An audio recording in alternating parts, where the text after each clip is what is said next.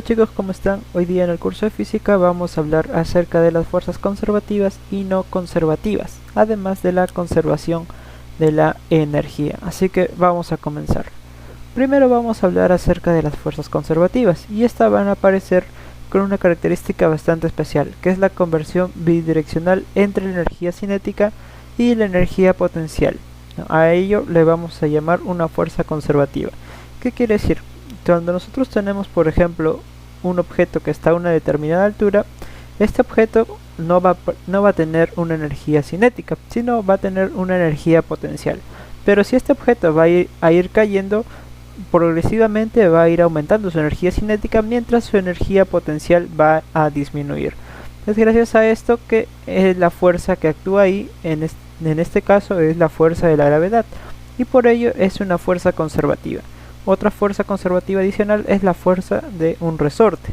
El trabajo realizado por una fuerza conservativa, como la fuerza gravitacional, depende solo de los extremos de la trayectoria, y no de la trayectoria específica en sí, entre todos esos puntos.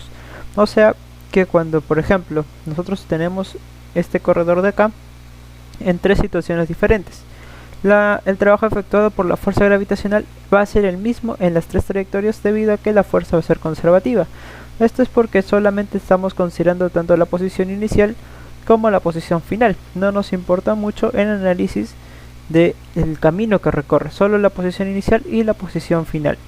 De esta manera, si un cuerpo se mantiene cerca de la superficie terrestre, la fuerza gravitacional es independiente de la altura, y el trabajo realizado por esta fuerza solo depende del cambio de la altura, cuando está yendo desde esta posición a esta posición, no en el camino intermedio. Si el cuerpo describe una trayectoria cerrada, o sea, si está yendo a este punto y de este punto retorna a la posición inicial, el trabajo total de la fuerza gravitacional siempre es cero. El trabajo de una fuerza conservativa tiene cuatro propiedades importantes. Puede expresarse como la diferencia entre los valores inicial y final de una función de energía potencial. O sea, por ejemplo, puede ser la diferencia de la posición, por ejemplo, de la energía potencial final menos la energía potencial inicial, ambos gravitatorios, y también de forma similar con las energías elásticas. Es reversible, es independiente de la trayectoria del cuerpo y depende solo de los puntos inicial y final. Si el punto inicial coincide con el punto final, el trabajo total es cero. Esto hace referencia a una trayectoria cíclica.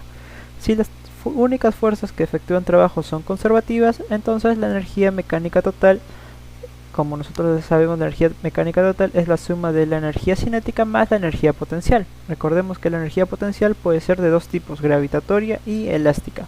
Esta suma va a ser constante. Por lo tanto, nosotros podemos igualar la energía mecánica en 1, o la energía mecánica inicial va a ser igual a la energía mecánica en 2, la energía mecánica final, ¿no? Y sus respectivas descomposiciones. Ahora, hablando de las fuerzas no conservativas, vamos a considerar en nuestros ejemplos una fuerza de fricción. Esta va a ser por excelencia la fuerza no conservativa. ¿Hay otras? Sí, hay otras fuerzas también, pero más nos interesa esta fuerza de fricción. Por ejemplo, si consideramos la fuerza de fricción que actúa sobre una caja que se desliza por una rampa, cuando el cuerpo sube y luego regresa al punto de partida, el trabajo total efectuado por la fuerza de fricción sobre esta caja no va a ser cero. Al invertirse la dirección del movimiento, o sea, si ahora va de arriba hacia abajo, también se invierte la fuerza de fricción, por lo que realiza trabajo negativo en ambas direcciones. Recuerden que la fuerza de fricción siempre se opone al movimiento. Si un automóvil con frenos bloqueados se derrapa por el movimiento, disminuyendo su velocidad, y a su vez va a disminuir también su energía cinética, esta energía cinética perdida no se puede recuperar, invirtiendo el movimiento o de alguna otra manera, ¿no? Este es un ejemplo ya claro de una fuerza no conservativa. Y la energía mecánica no se va a conservar, ¿no? Porque justamente al momento de derrapar, la energía se va a disipar de repente en forma de calor en esa parte. Algunas fuerzas no conservativas, como por ejemplo la fricción cinética o la resistencia a fluido, hacen que la energía mecánica se pierda o se disipe. Una fuerza de este tipo se llama fuerza disipativa. También hay fuerzas no conservativas que aumentan la energía mecánica. Las fuerzas no conservativas aparecen en procesos no reversibles. Por ejemplo, una fuerza no conservativa que aumenta la energía mecánica es aquella que aparece en las explosiones, ¿no? Porque si una explosión produce una determinada fuerza, los productos de esta explosión puede ser de repente algunos trozos de metal que hayan sido expuestos. Entonces, si nosotros juntamos todos estos trozos de metales, vamos a encontrar que la energía no va a ser la misma a la inicial, antes de la explosión, sino va a ser muy diferente. Es un ejemplo de fuerza no conservativa, en la cual nosotros las podemos expresar de esta manera.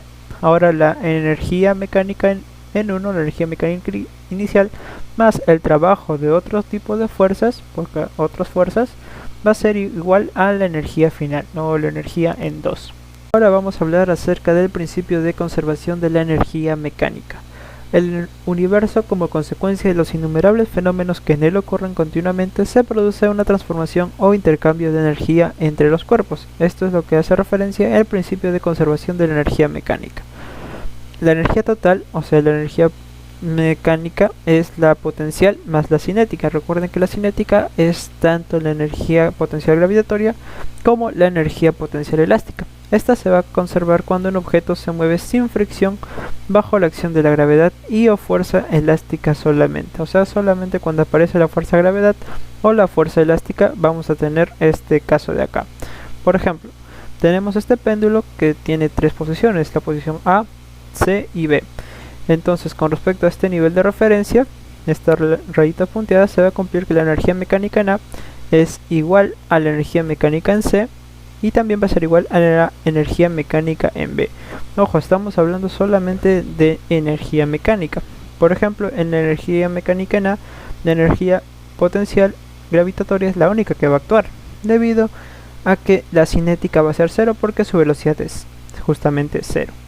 En la posición C, ahora la energía potencial ha disminuido, ya no va a ser la misma que en A, pero eso se va a ver compensado con la energía cinética, que ahora sí va a poseer una determinada velocidad, y luego va a regresar a una posición de equilibrio en B, donde la energía potencial ahora también va a ser máxima y la energía cinética va a ser la mínima.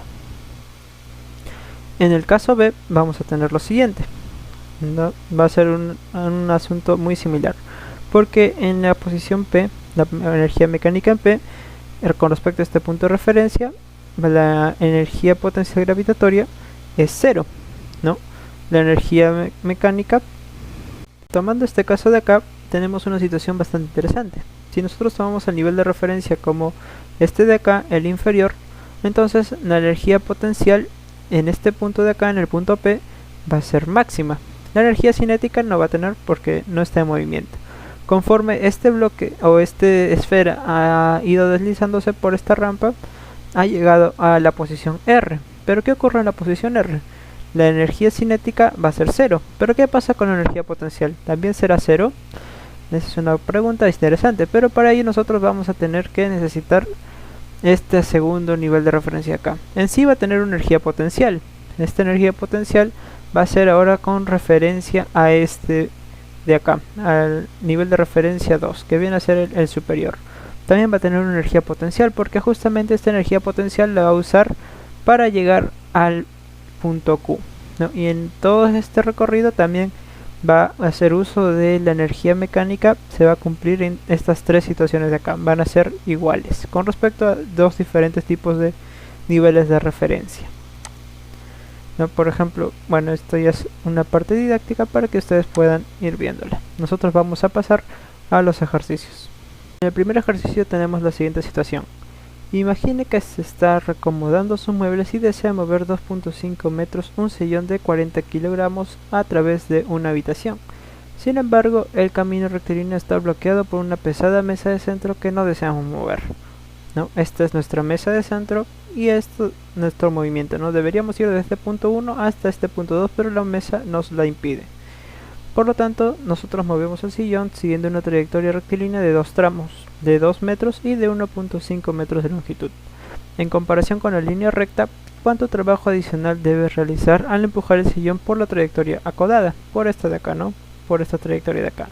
Y consideramos que el coeficiente de fricción cinética, mu sub k, es igual a 0.2. ¿Cómo es que realizamos esto? Para ello nosotros tenemos que realizar un análisis previo, ¿no? En el caso de donde el sillón está en reposo, tanto en el punto 1 como en el punto 2, es que la energía cinética va a ser 0. ¿no? Esto es bastante obvio porque este no tiene velocidad en este punto ni en este punto. La velocidad, la energía cinética, solo va a aparecer cuando nosotros comencemos el movimiento. Tampoco hay energía potencial elástica, ¿no? Debido a que no hay resortes. Lo único que tendríamos que considerar sería la energía potencial gravitatoria, pero esta no va a cambiar debido a que el sillón solo se mueve horizontalmente, de manera que la energía en el punto 1 y la energía en el punto 2, energía potencial gravitatoria en ambos puntos, va a ser la misma. Entonces podemos deducir lo siguiente, que el trabajo de las otras fuerzas es igual a 0. ¿Cómo sabemos esto? Es que aparece cuando tenemos fuerzas no conservativas. En este caso tenemos que tomar en cuenta la fricción cinética. El otro trabajo realizado sobre el sillón es la suma del trabajo positivo que nosotros realizamos, que usted realiza, el trabajo de usted, más el trabajo negativo de la fricción, ¿no? Porque recordemos que la fricción siempre se opone al movimiento. Puesto que la suma es 0 de ambas fuerzas, vamos a tener lo siguiente, ¿no? Como el piso es horizontal, la fuerza normal sobre el sillón va a ser igual a su peso, y la magnitud de la fuerza de fricción, que es F sub k, es igual a mu sub k por la normal. Recordemos que la normal es igual en este caso a la masa por la gravedad. El trabajo que usted debe efectuar entonces en cada trayectoria es la siguiente, ¿no? Esta ecuación de acá. Entonces, analizando la ecuación que tenemos que nuestro trabajo en sí, este es como si la fricción hubiera estado en este miembro de acá, pero como el trabajo de estas fuerzas, la suma del trabajo de ambas fuerzas es 0, entonces nos conviene pasarlo con signo cambiado, ¿no? Como menos el trabajo de la fricción. Pero ojo, también esto es importante, que el trabajo de la fricción siempre es negativo. Aparte de ello, el trabajo de la fricción va a ser negativo. Entonces tenemos un doble menos. Menos con menos sería más. Y ya tenemos todo listo, se podría decir. Sabemos que justamente la fuerza de fricción cinética es igual al coeficiente de fricción por la normal, que viene a ser la masa por la gravedad por el desplazamiento, ¿no? Que en este caso está denotado por S. Entonces ya tenemos nuestro trabajo, ¿no? Reemplazando nuestros datos, sabemos que el coeficiente nos lo dan 0.2, la masa de 40 kilogramos, que es del mueble, del sillón. También tenemos la aceleración de la gravedad, 9,8, y finalmente el desplazamiento. Este es en el primer caso, si movemos el sillón hasta este punto de acá, si no estuviera nuestra mesa incomodando. Entonces el trabajo sería de 196 joules, ¿no? Si siguiéramos la trayectoria rectilínea desde el punto 1 hasta el punto 2 en estos 2.5 metros. Pero nosotros no tenemos ese caso, sino tenemos un segundo caso, donde nosotros ahora vamos a tener que sumar la trayectoria más larga, ¿no? Ambas distancias de 2 metros más 1,5 metros. Esto nos va a dar igual a el trabajo realizado por la trayectoria larga, que es de 274 joules. Entonces el trabajo extra que nosotros debemos realizar es de simplemente la diferencia, ¿no? De 274 menos 196 joules nos daría 78 joules. Y esto es algo interesante. ¿Por qué? Porque acá nos damos cuenta que la fricción realiza diferentes cantidades de trabajo sobre el sillón. Vemos que en una primera parte realiza 196 joules y menos 274 joules. El negativo ya sabemos por qué, porque la fricción es negativa, siempre se opone al desplazamiento. Bueno, por estas dos trayectorias entre los puntos 1 y 2. Por lo tanto, deducimos también que la fricción es una fuerza no conservativa. Para nuestro siguiente ejercicio tenemos lo siguiente. El bloque de masa de 4 kilogramos se desliza sobre una superficie lisa. Ahora no vamos a considerar la fuerza de fricción. Y en el instante que pasa por A tiene una rapidez de 10 metros sobre segundo, nos piden determinar la rapidez que pasa por B. Ahora, ¿cómo planteamos esto? Pues bastante sencillo. Como no tenemos fuerza de fricción, entonces ahora las fuerzas van a ser conservativas, ¿no? La energía mecánica se conserva. Por lo tanto, podemos aplicar esta expresión, donde la energía mecánica en A va a ser igual a la energía mecánica en B, pero tenemos que analizar nuestro gráfico. La energía mecánica en A va a tener tanto energía potencial gravitatoria como energía cinética, pero en energía mecánica en B solamente vamos a considerar la energía cinética, debido a que en nuestro nivel de referencia, que viene a ser el de acá, esta línea punteada, el nivel del piso, ahora en B no va a tener energía potencial gravitatoria. Entonces podemos ir reemplazando, ¿no? Sabemos que la energía cinética está dada por esta expresión, la energía potencial en A viene a estar dada por esta, y solamente consideramos la energía cinética en B. Acá podemos hacer algo bien interesante que nos va a ayudar en la mayoría de ejercicios, donde nosotros podemos simplemente simplificar la masa, porque no nos interesa, ¿no? La masa de acá se va a simplificar con la masa de acá. Si nosotros factorizamos ambas masas, se van a simplificar, ¿no? Masa con masa se van. Entonces nos quedaría lo siguiente, solo nos quedaría la velocidad. En el caso de A, la energía cinética en A. En el caso de la energía potencial en A, nos quedaría la gravedad por la altura, y para B nos quedaría simplemente la velocidad, que es lo que nos queremos hallar. Entonces nos quedaría esta expresión de acá, 442, pero todavía nos falta hallar la velocidad, ¿no? Este está elevado al cuadrado y dividido entre un 0,5. Entonces si nosotros hacemos la siguiente operación, mandamos a multiplicar el 2 y sacamos a su vez raíz cuadrada, obtenemos que la velocidad en B, en este punto de acá, sería de 29,7 metros sobre segundos. Sí, es bastante diferente, ha adquirido mucha más velocidad que cuando ha estado en este punto de acá en A. Para nuestro tercer problema nos dice que una esquiadora de 62 kilogramos se desplaza a 6,5 metros sobre segundo en una planicie horizontal sin fricción, cubierta por la nieve. Cuando se encuentra en una zona áspera de 3,5 metros de longitud, el coeficiente de fricción cinética entre esta zona y sus esquíes es de 0,3. Después de cruzar la zona áspera y regresar a la nieve sin fricción, esquía de bajada por una colina sin fricción cubierta de hielo de 2,5 metros de altura. ¿Con qué rapidez se desplaza la esquiadora cuando llega a la parte inferior de la colina? Esto es bastante interesante. Bien, vamos a resolverlo.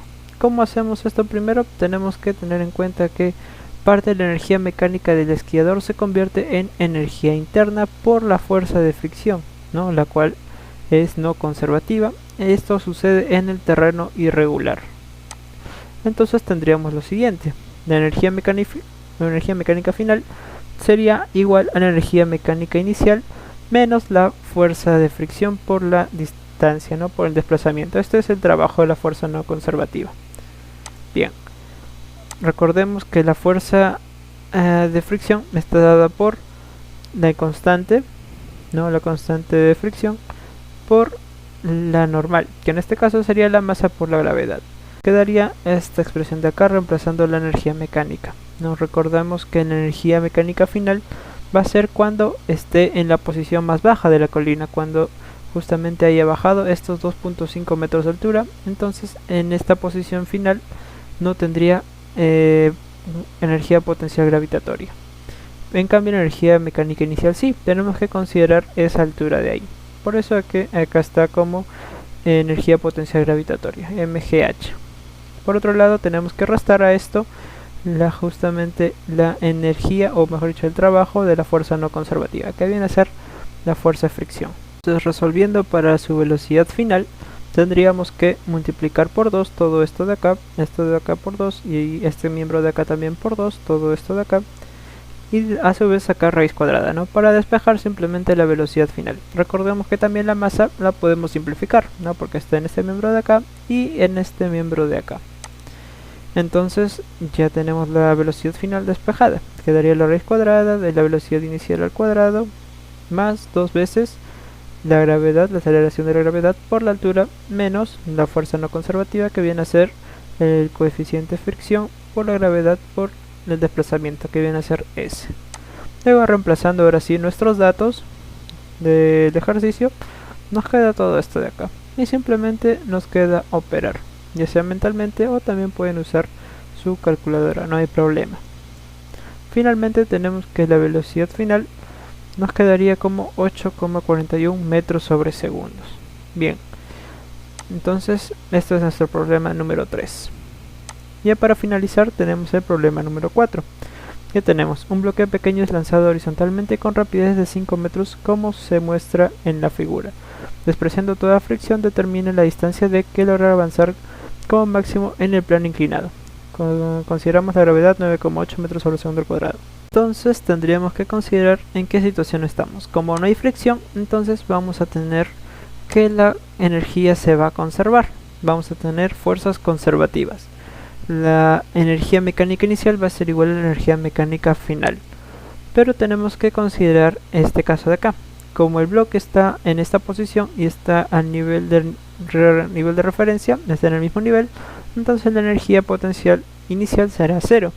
Caso contrario, cuando esté en el caso de acá, ahora sí va a tener energía potencial, pero como el bloque va a ser lo máximo que va a avanzar, entonces la energía cinética final va a ser igual a 0, ¿no? Y nos quedaría solamente igualar esta expresión de acá. Como nos piden la altura, o mejor dicho, nos piden en sí la distancia, pero yo lo voy a poner en términos de altura, porque es justamente la fórmula de energía potencial gravitatoria.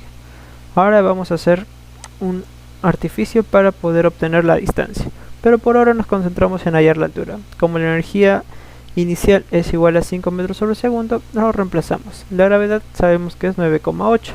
Entonces, ya resolviendo esta ecuación, tenemos que la altura es igual a 1.28 metros.